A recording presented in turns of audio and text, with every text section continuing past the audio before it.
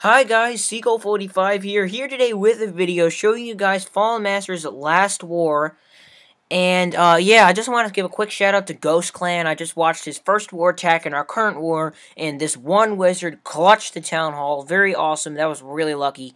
And, yep, I don't think he's going to 3-star, he's got a 2-star. But let's get into our Fallen Master's war strategy. This strategy is a pretty good strategy in clans that are, like, Fallen Masters. We're not like a 3-star specialist clan. If we became that, sure, by all means I would say let's go for it. But no way, our clan is not gonna change. I mean, I could tell them upgrade their hogs, maybe learn how to hog a little bit, but we're not a 3-star specialist clan, and we don't run into 3-star specialist clans too frequently. So the key to winning our wars is who can get the most stars at the top and who can clean the 8s up, the Town Hall 8s up the best. And I have to teach an exception to our attack strategy. So our attack strategy is, the whole purpose is, if you guys have a super active clan, what you should all do is we take our numbers. So I'm number 1, I attack number 1. The number 2 would take number 2. Paul actually cleaned up both of his attacks. I took number 2. I'll explain why this situation works, and then Rebecca went after number 3. Samantha failed number 5, so Ravers went and cleaned him up. And Ravers took number 4, his number. Hazaim was number 6. He didn't attack. He left for some odd reason.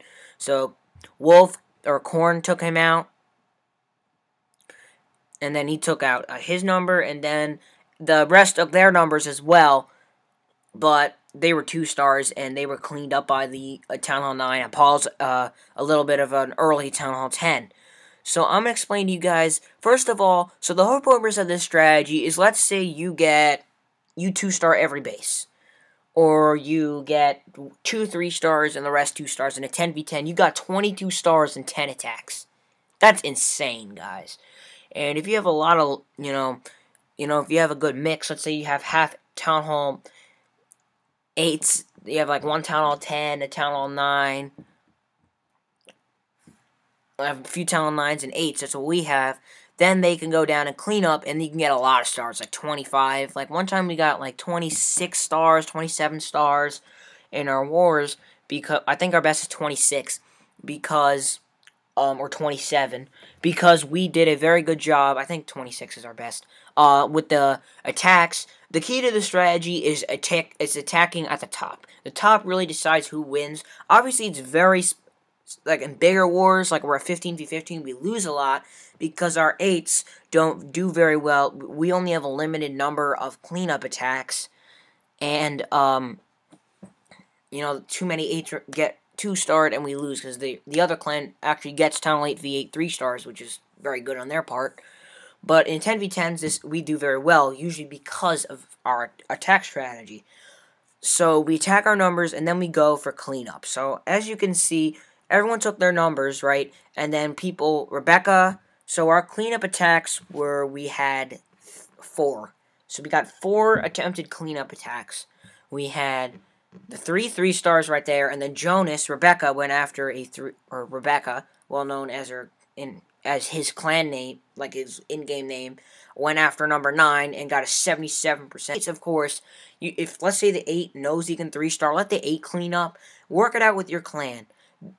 But if you guys can take out their top, we did a very good job with that, then the lower 9s could go to the bottom. Now I'm going to talk to you guys about a very special case in clans with like 1 Town Hall 10, or 1 Town Hall 9, or like 2 Town Hall 10s, or something, a lower number, to do something what I do.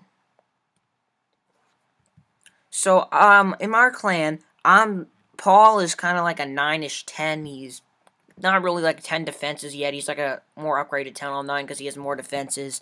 And he has like Town Hall 9 troops. But I'm a true Town Hall 10. I got a Town Hall 10 defense. Well, not leveled defenses, but I got an Infernos. I got decently leveled defenses. And right now I'm working on my walls to get them all to level 8 because they're a little bit behind. I'm already halfway done. And yeah, so when there's a case, Paul is not a Town Hall. Paul cannot 3-star number 2. I obviously did not 3-star number 2, but if you guys notice, a lot of times I say, give me number 2, he's mine. I do that a lot because I can 3-star number 2. Paul cannot 3-star number 2. Let's say I 3-star number 2. Paul and I both can 3-star number 9. We both can do something like that. But Paul can't 3-star number 2 when I can. But obviously I didn't. But I was close, 94%. Most of the time, if you guys look at what I do, I usually 3-star. I usually get, a lot of times I get a 5-star war. As long as I take out the 10, I'll get a 5-star war. If I missed a 10, I'll get a 4-star. I usually don't get under a 4-star war. But, yeah, under a 3 is rare for me. Unless I, like, fail under number 1. That's the only time I get under a 3. And I don't 3-star the top. That's very rare. But that gives us an advantage. That gives us an extra star. And Paul can go after 2 cleanup attacks. So that's what we're also doing it in our current war. I worked it out with our number 2, Moo, our other Town Hall 10, who has like an alright base. He has 1 Inferno, but he has like an awesome, like a very powerful army. He has like max troops, a lot of max troops. I think he does gem. But you know what? I personally couldn't care less if you gem. If you're a good attacker, you know, gemming doesn't buy skill. I mean, I know, you know, it kind of rubs it in the face for farmers. But, I mean, seriously, if you're a good attacker, it doesn't matter. I mean, look at the top players. No one says, oh, they're gemmers. Like, really, they're top players. They're talented. They're skilled attackers. So shut up, seriously. I mean, it's not as easy as it looks, you know? I mean, obviously 2 stars aren't ridiculously hard, but they're not ridiculously easy either. Well, unless you're, like, really good. If you're really good, then yes, they're easy. But sometimes it's not always so easy. So, yeah, guys, this is how we do it, and then what we do is, if we take out the 9s, or you could apply this for Town Hall 7s. Well, Town Hall 7s, you don't have to do anything like that. Town Hall 7s better be 3-starring other 7s, because you have dragons, and dragons are just ridiculous dragons. You better be 3-starring. I get 3-starred by level 1 dragons with a max Town Hall 7 defense on my 3rd account. So, dragons, you have 200 space, you got 10 dragons, 3 rage, you're gonna win. You're gonna win a lot of attacks. You're gonna 3-star. But for, like, 8s and, like, Town Hall 8 plus clans, like, let's say you have Town Hall 7s, 8s, and 9s. For Town Hall 7s, actually, be a good mix. You can get a lot more 3-stars. The Town Hall 7s can 3-star the other 7s.